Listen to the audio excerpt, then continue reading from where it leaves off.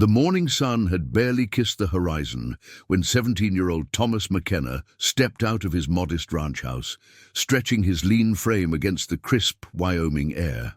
The year was 1876, and the frontier still held its wild promise and deadly secrets. Thomas had inherited this small cattle ranch from his uncle just 3 months prior, along with debts he barely understood and responsibilities that weighed heavier than the Colt 45 strapped to his hip. He was what the seasoned cowboys mockingly called a virgin cowboy, book-smart, but lacking the hard-earned wisdom that came from years of surviving on the unforgiving frontier. His hands were still soft, his aim uncertain, and his understanding of the delicate balance between settlers and the native tribes was dangerously naive. As Thomas walked toward the barn to tend to his small herd of cattle, he noticed a figure crouched near the creek that bordered his property.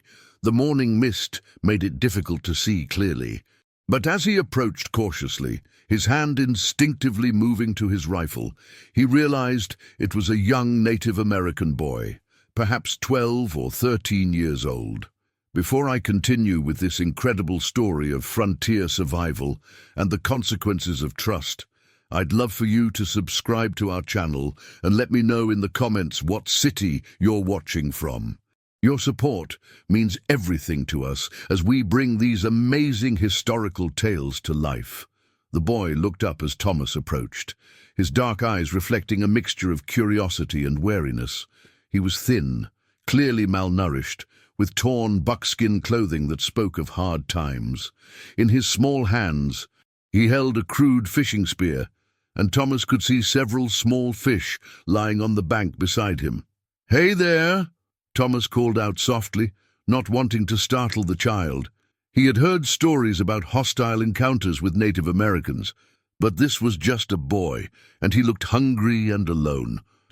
The young Native American, who would later tell Thomas his name was Running Wolf, looked up with eyes that held both the innocence of childhood and the premature wisdom of someone who had seen too much hardship.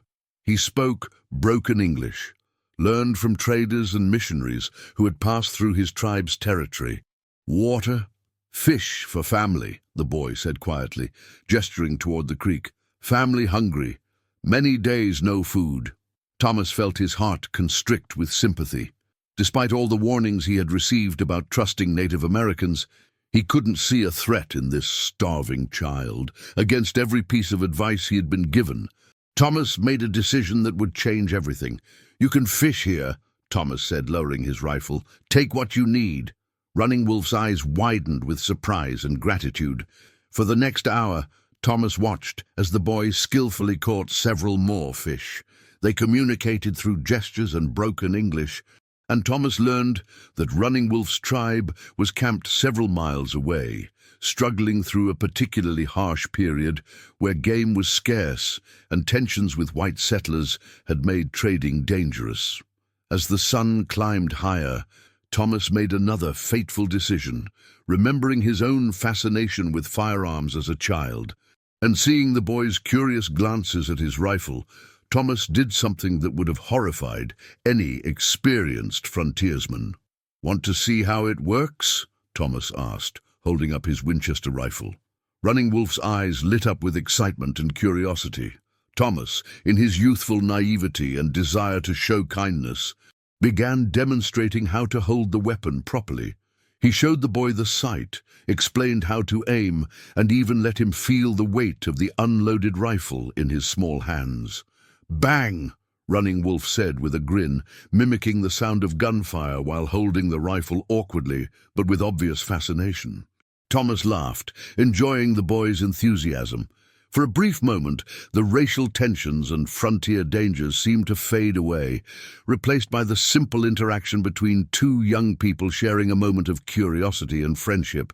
What Thomas didn't know was that Running Wolf's older brother, Swift Eagle, had been watching from a hidden position in the nearby woods. Swift Eagle was a respected warrior in their tribe, and what he witnessed filled him with a complex mixture of emotions. Gratitude for the kindness shown to his younger brother, but also alarm at seeing a white settler teaching a Native American child to use firearms.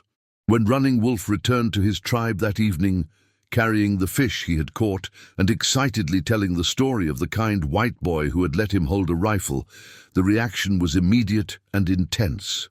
The tribal council, led by Chief Iron Bear, saw this incident through the lens of their recent experiences with white settlers, experiences that had been marked by broken treaties, stolen land, and violence. "The white boy teaches our children their weapons," Iron Bear said gravely during the emergency council meeting that night. "This is either a great insult, showing us that even their children can master the tools that drive us from our lands, or it is preparation for something worse." Swift Eagle, despite his gratitude for the kindness shown to Running Wolf, found himself caught between loyalty to his tribe and the memory of Thomas's genuine compassion. "The boy seemed kind, my chief. He gave Running Wolf permission to fish and shared knowledge freely. But Broken Arrow, the tribe's war chief and Iron Bear's most trusted advisor, saw the situation differently. Kindness from a white settler is often the prelude to betrayal. How many times have we been offered friendship only to find soldiers at our backs? This boy's ranch sits on land that was promised to us in the Treaty of 3 summers ago. Now he teaches our children to use the weapons that will be turned against us." The debate continued through the night, with voices rising and falling around the council fire. Some argued for caution and further observation, while others called for immediate action. The tribe had been pushed from their traditional hunting grounds, their food sources depleted, and their patience worn thin by years of broken promises and encroaching settlers. As dawn approached, Chief Iron Bear made his decision. "We will surround the ranch at sunrise. If this boy's intentions are pure, he will have the chance to prove it. If he is like the others who have come before, we will deal with him as we have learned we must." Meanwhile, Thomas slept peacefully in his small ranch house, completely unaware of the storm that was gathering around him. He had gone to bed that night, feeling good about his interaction with Running Wolf, proud of himself for showing kindness to someone in need. In his inexperience, he had no idea that his gesture, however well-intentioned, had been interpreted as something far more threatening. The ranch house was modest but sturdy, built by his uncle with thick log walls and small windows designed to withstand the harsh Wyoming winters. Thomas had only a few cattle, perhaps 30 head, and 2 horses, hardly the makings of a cattle empire, but enough to provide a modest living if managed properly. As the first light of dawn began to creep across the prairie, Thomas was awakened by an unusual sound, the soft nickering of his horses in the corral, a sound that suggested they were agitated by something. Still groggy from sleep, he stumbled to the window and peered out into the grey pre-dawn light. What he saw made his blood run cold and his heart hammer against his ribs like a trapped bird. Silhouetted against the lightening sky, arranged in a perfect circle around his ranch buildings, were nearly 200 Native American warriors on horseback. They sat motionless, like statues carved from shadow and morning mist, their presence both magnificent and terrifying. War paint streaked their faces, feathers adorned their hair, and weapons glinted in their hands. Bows, lances, tomahawks, and here and there rifles that had been acquired through trade or taken in battle. Thomas's hands shook as he reached for his rifle, his mind racing to understand what had brought this massive war party to his small ranch. He thought of Running Wolf, of the kindness he had shown, and wondered desperately if somehow his gesture of friendship had been misunderstood or misinterpreted. Chief Iron Bear sat on his warhorse directly in front of the ranch house, his imposing figure commanding respect and radiating authority. His face was painted with the traditional markings of his tribe, and eagle feathers hung from his long black hair. Beside him sat Swift Eagle and Broken Arrow, along with other senior warriors whose very presence spoke of years of battle experience and survival on the unforgiving frontier. The silence was deafening. No war cries, no immediate attack, just the overwhelming presence of 200 warriors who had appeared as if materialized from the morning mist itself. Thomas realized that they could have killed him in his sleep if that had been their intention. The fact that they had chosen to surround him and wait suggested that they wanted something more than simple revenge. With trembling hands, Thomas checked his rifle. It was loaded, but what good would one rifle do against 200 warriors? He had perhaps 50 rounds of ammunition in the house, enough for a brief fight, but nowhere near enough to make a meaningful stand against such overwhelming odds. As the sun continued to rise, painting the sky in shades of orange and pink, the standoff continued. Thomas could see individual faces now, could make out the details of war paint and weapons, could feel the weight of 200 pairs of eyes watching his every move. Then, from somewhere in the circle of warriors, he heard a familiar voice calling out in broken English, "Thomas, Thomas, friend." It was Running Wolf, and Thomas could see the boy now, sitting on a small pony, beside what was obviously his older brother. The boy was waving, his face bright with excitement, apparently unaware of the deadly, serious nature of the situation. Chief Iron Bear raised his hand, and Running Wolf immediately fell silent. The chief then urged his horse forward, stopping just outside the range of Thomas's rifle. When he spoke, his English was clear and measured, learned from years of dealing with white officials and traders. "Young white man," Iron Bear called out, his voice carrying easily across the morning air. "You have shown kindness to one of our children. For this, we do not kill you in your sleep, but you sit on land that was promised to our people, and you teach our young ones the weapons of war. We would hear your words before we decide your fate." Thomas's throat felt dry as dust, but he forced himself to step out onto his small front porch. His rifle held loosely in his hands, ready to use but not immediately threatening. The morning air was cold against his skin, and he could see his breath forming small clouds as he spoke. "I meant no harm," Thomas called back, his voice stronger than he felt. "The boy was hungry. I only wanted to help." "Help?" Broken Arrow spoke for the first time, his voice harsh with years of accumulated anger and betrayal. "White men always speak of help. They helped us by taking our hunting grounds. They helped us by killing our buffalo. They helped us by giving us blankets that carried the white man's diseases. What help do you offer now, young one?" Thomas felt the weight of history pressing down on him. The accumulated grievances and broken promises of decades of conflict between his people and theirs. He was just one young man, barely more than a boy himself. But in this moment, he represented everything that had gone wrong between the two cultures. "I don't know about the past," Thomas said honestly.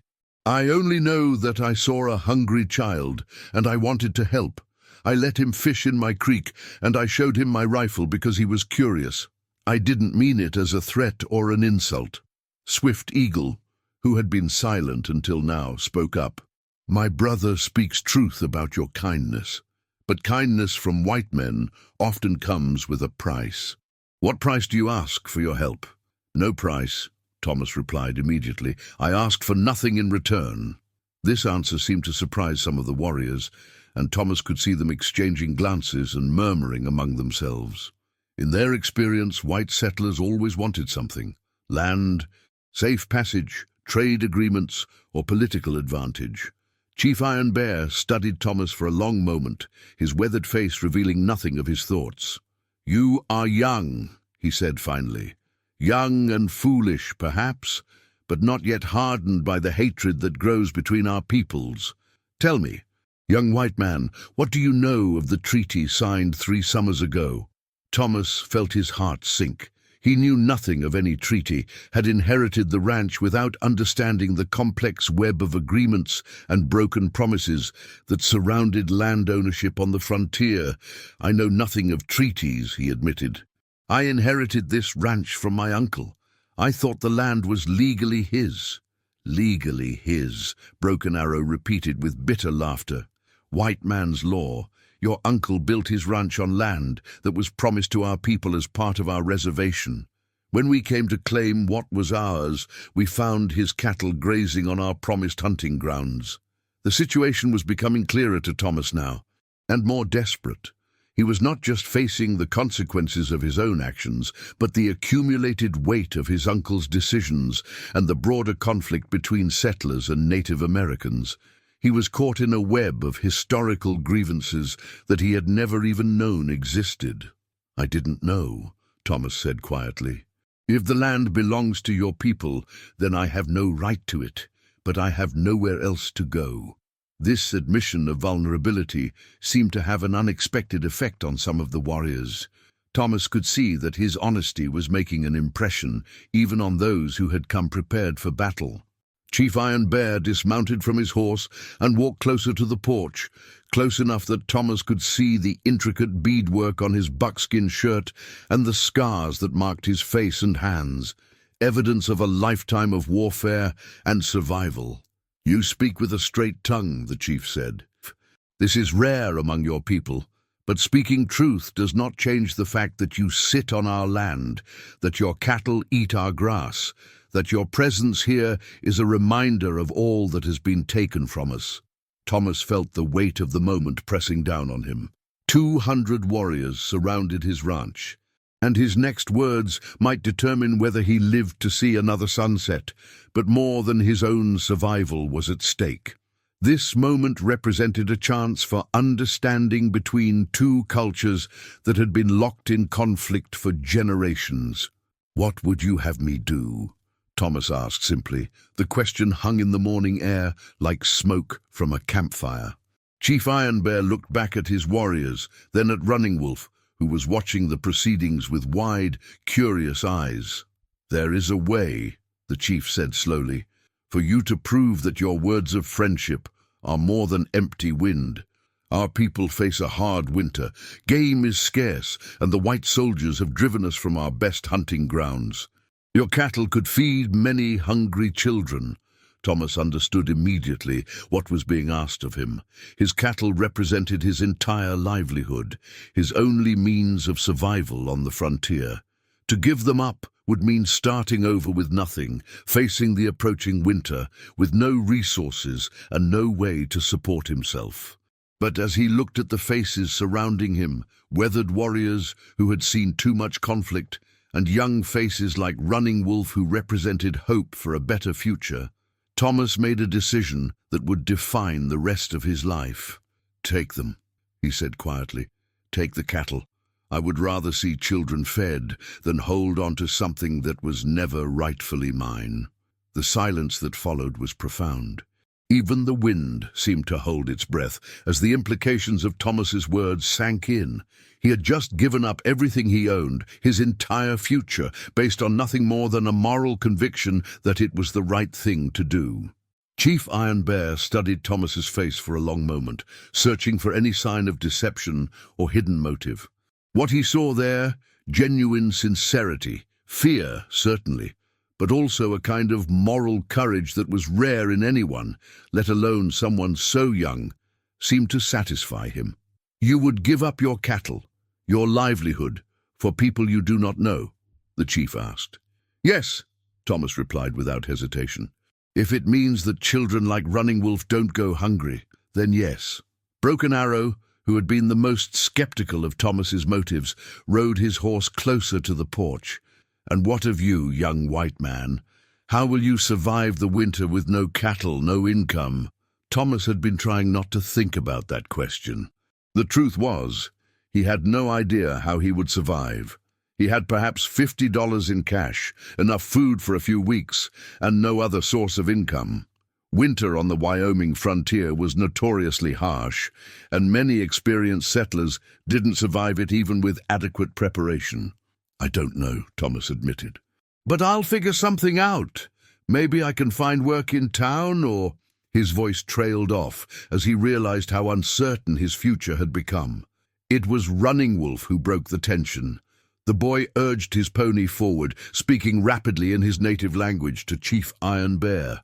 Thomas couldn't understand the words, but he could see the earnestness in the boy's face, the animated gestures as he spoke. Chief Iron Bear listened to his young tribesman, then turned back to Thomas. "Running Wolf says you are his friend. He says you treated him with kindness when you had no reason to do so, and that you taught him about your weapon not to threaten, but to share knowledge. He asks that we show you the same kindness you showed him. Swift Eagle, Running Wolf's older brother, added his voice to the conversation. My brother speaks wisdom. This young white man has shown honor. Perhaps it is time for honor to be answered with honor. What happened next would become legend among both the Native American tribes and the white settlers of the region. Chief Iron Bear, after consulting with his senior warriors, made a decision that defied the expectations of everyone present. You have given us your cattle freely, asking nothing in return, the chief announced. This is the action of an honorable man. We will take half your herd to feed our people through the winter. The other half we leave with you, so that you too may survive the cold months ahead. But the chief wasn't finished. More than this, we offer you something that has never been offered to a white settler in this territory. We invite you to winter with our tribe. You will be under our protection. You will share our food and our fires, and you will learn our ways as we learn yours. The offer was unprecedented. Thomas would be the first white settler to be invited to live among the tribe as an equal, not as a prisoner or a curiosity, but as a member of the community. It was an opportunity that anthropologists and government officials would have given anything for. And it was being offered to a 17-year-old cowboy who had simply shown kindness to a hungry child. Thomas felt overwhelmed by the generosity of the offer, but also terrified by its implications. Living among the tribe would mean leaving behind everything familiar, learning a completely different way of life, and trusting his safety to people he had been taught to fear. I don't know what to say, Thomas stammered. This is more kindness than I deserve. Kindness deserves kindness, Chief Iron Bear replied simply. You showed mercy to one of our children when you could have driven him away or worse. Now we show mercy to you. Running Wolf, who had been listening to the adult conversation with growing excitement, suddenly spoke up in his broken English. Thomas, come! Thomas, learn hunt, learn ride like warrior. Running Wolf, teach! The boy's enthusiasm was infectious, and Thomas found himself smiling despite the overwhelming nature of the situation. Here was a child who had bridged two worlds with nothing more than curiosity and friendship, and who was now offering to guide Thomas into a completely new way of life. As the sun climbed higher in the sky, the circle of warriors began to disperse. Some rode toward Thomas's small herd of cattle, beginning the process of selecting which animals would be taken to feed the tribe. Others remained as an honor guard around Chief Iron Bear, while still others began setting up what appeared to be a temporary camp near the ranch. Thomas spent the rest of that day in a state of surreal amazement. Warriors who had surrounded his ranch with deadly intent just hours before were now helping him prepare for the journey to their winter camp. They showed him how to pack his essential belongings, advised him on what supplies would be useful, and even helped him secure his ranch house against the winter weather. Swift Eagle, Running Wolf's brother, took particular interest in Thomas's education. You will need to learn quickly, he told Thomas as they worked together to gather supplies. Our ways are not your ways, and winter in our camp is not like winter in your wooden house. What should I expect? Thomas asked. I, genuinely curious and more than a little nervous. Hard work, Swift Eagle replied with a slight smile, but also brotherhood. You will hunt with us, share our dangers, and learn what it means to live as part of the tribe rather than as a single man alone on the prairie. As evening approached, Chief Iron Bear called Thomas aside for a private conversation. They walked together toward the creek where Thomas had first met Running Wolf, the same water that had started this entire chain of events. You understand, the chief said quietly, that what we offer you is not without risk. There are those among my people who still see all white men as enemies. There are also white soldiers and settlers who will see you as a traitor if they learn you have lived among us. Thomas nodded. understanding the gravity of what he was being offered. "Why are you taking this risk? Why offer this to me?" Chief Iron Bear was quiet for a long moment, watching the water flow past their feet. Because," he said finally, "my people are dying, not just from bullets and disease, but from the loss of hope. When Running Wolf came back to our camp yesterday, speaking of the kind white boy who shared his knowledge and asked nothing in return, I saw something in the faces of our children that I had not seen in many seasons." "What did you see?" "Hope," the chief replied simply. "Hope that perhaps our peoples do not have to be enemies forever. Hope that there might be another way forward than endless war and hatred." Thomas felt the weight of responsibility settling on his shoulders. He was being asked to be more than just a guest among the tribe. He was being asked to be a symbol of possibility, a living example that understanding between the races was possible. "I'll do my best to be worthy of your trust," Thomas said quietly. "I believe you will," Chief Iron Bear replied. "And perhaps, when spring comes and you return to your ranch, you will carry with you not just the knowledge of our ways, but the understanding that we are not so different as our peoples believe." As the stars began to appear in the darkening sky, Thomas looked back at his small ranch house one last time. Tomorrow, he would begin a journey that would change him forever, leaving behind the life of a struggling young rancher to become something unprecedented, a bridge between two worlds that had been at war for generations. The cattle that remained grazed peacefully in the gathering darkness, watched over by warriors who had come as enemies but were departing as protectors. Running Wolf sat by the campfire, excitedly telling anyone who would listen about his new friend and the adventures they would share. And Thomas McKenna, the virgin cowboy who had made a simple gesture of kindness to a hungry child, prepared to embark on the greatest adventure of his young life, one that would teach him that sometimes the most dangerous thing you can do is also the most necessary, to trust in the basic goodness of people, even when everything you've been taught tells you they are your enemies. The morning that had begun with terror and the threat of death was ending with hope and the promise of understanding. It was a transformation that would echo through the generations, a story that would be told around campfires and in ranch houses for decades to come, the story of how one act of simple human kindness changed the course of history on the American frontier.